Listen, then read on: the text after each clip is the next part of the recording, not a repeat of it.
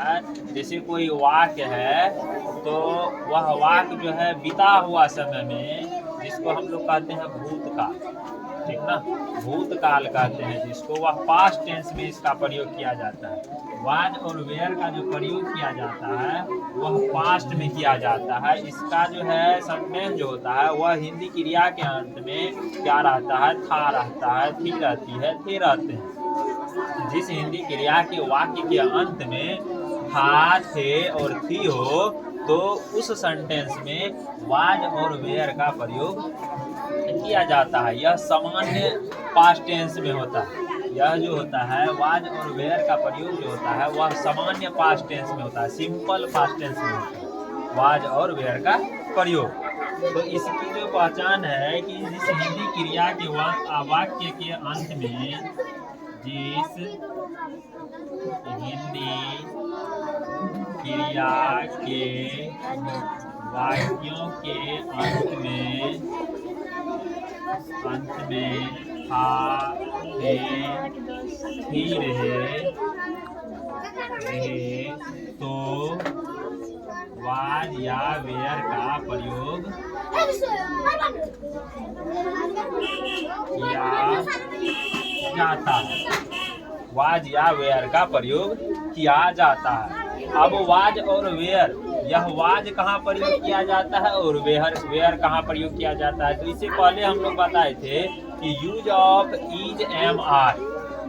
तो जिस जगह पे हम लोग सीखे थे कि इज और एम का प्रयोग किया गया था, इज और एम का प्रयोग जहाँ किया गया था वहाँ पर किया जाएगा वाज का प्रयोग, ठीक ना। और जहाँ पर आर का प्रयोग किया गया था वहाँ पर किया जाएगा वेयर का प्रयोग। तो इज और एम का मतलब वाज का प्रयोग और आर का मतलब वेयर का प्रयोग। तो कहाँ पे किया गया था,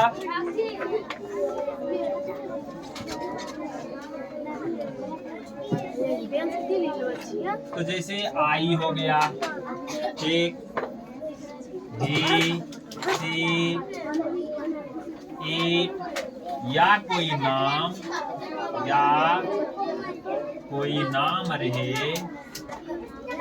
रहे तो वाज का प्रयोग किया जाएगा, वाज का प्रयोग होगा। दूसरा, यू, वी, दे, या प्लुरल नाउन रहे तो वेयर का प्रयोग होगा, वेयर का प्रयोग होगा। आई, ही, सी, इट या कोई नाम रहे तो वाज का प्रयोग, यू, वी, दे या कोई प्लुरल रहे, एक से अधिक रहे तो उसके लिए वेयर का प्रयोग होता है। इसी में होता है कोई पॉजिटिव होता है, इसमें एक अफर्मेटिव सेंटेंस होता है जो सकारात्मक वाक्य होते हैं। तो अफर्मेटिव सेंटेंस में क्या होता है, सकारात्मक वाक्य में क्या होता है कि सकारात्मक वाक्य का जो एग्जाम्पल है वह एग्जाम्पल क्या होता है कि वह ज्ञानी था, वह ज्ञानी था, वह ज्ञानी था। क्या था, वह ज्ञानी था। यह सकारात्मक वाक्य हो जाता है। तो इसका कैसे बनेगा, तो यहाँ पे वह है तो वह का इंग्लिश होता है ही। तो ही के साथ क्या लग रहा है, वाज लग रहा है। ही के साथ क्या लग रहा है, वाज लग रहा है। तो लिखेंगे ही वाज। ज्ञानी का इंग्लिश क्या हो जाता है, वाइज हो जाता है। तो यहाँ लिख देंगे wise. He was wise, he was wise. इसी का दूसरा एग्जाम्पल एक लेते हैं, मैं भूखा था, मैं भूखा था, मैं भूखा था, भूखा था। मैं तो आई, आई मतलब मैं, तो यहाँ देंगे आई। आई के साथ हेल्पिंग वर्ब क्या है, वाज। तो I was Hungary, I was Hungary. यह सकारात्मक वाक्य है। यह क्या है, सकारात्मक वाक्य है। इसी में आता है एक निगेटिव वाक्य। क्या आता है, निगेटिव, जिसको कहा जाता है नकारात्मक वाक्य। क्या कहा जाता है, नकारात्मक वाक्य, निगेटिव। क्या आता है? निगेटिव। निगेटिव को भी जान लेते हैं। तो निगेटिव की पहचान क्या होगी? निगेटिव जब आएगा, निगेटिव वाक्य की पहचान होती है, निगेटिव सेंटेंस की पहचान होती है जिस वाक्य में ना, नो या नहीं लगा रहे, नहीं लगा रहे। जिस वाक्य में न या नहीं लगा रहे तो वह नेगेटिव वाक्य हो जाता है। और एग्जाम्पल के लिए हम लेते हैं कि हम बेईमान नहीं थे। क्या है? हम बेईमान नहीं थे। इसमें क्या लगा हुआ है? नहीं लगा हुआ है। क्या लगा हुआ है? नहीं लगा हुआ है। तो हम का इंग्लिश क्या होता है? वी होता है। वी मतलब हम। तो वी का हेल्पिंग वर्ब क्या है? वेयर है। तो वी वेयर। यहाँ पे नहीं है तो नहीं का क्या हो जाएगा? नॉट हो जाएगा। बेईमान का क्या होता है? डिसऑनेस्ट होता है। क्या होता है? DISHONEST, dishonest. डिसऑनेस्ट क्या हो जाता है? डिसऑनेस्ट। तो वी वेयर नॉट डिसऑनेस्ट। अगर मैं दूसरा वाक्य लूं इसमें, तो दूसरा वाक्य है कि मैं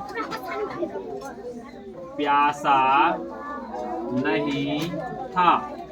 यह नेगेटिव वाक्य है क्योंकि इसमें क्या लगा हुआ है? ना लगा हुआ है।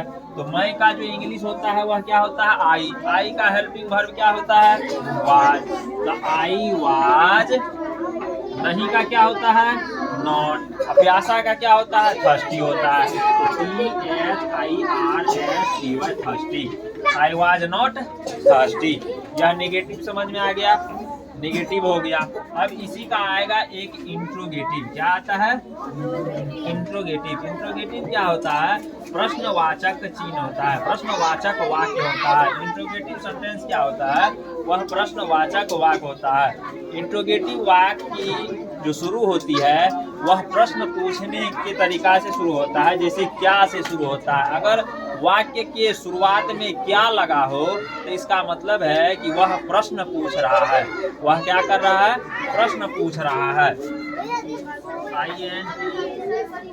Interrogative sentence. इसका जो वाक्य